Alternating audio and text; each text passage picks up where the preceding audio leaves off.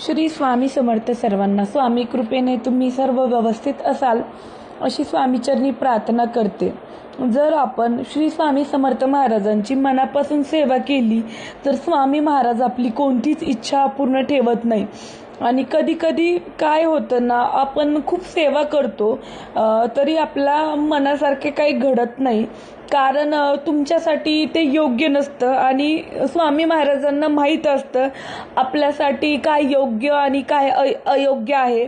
म्हणून ते तुमच्या इच्छेनुसार, जर ती इच्छा चांगली नसेल, म्हणजे त्या इच्छेचा तुम्हाला भविष्यात तोटा होणार असेल, तर ती इच्छा कधीच पूर्ण करत नाही.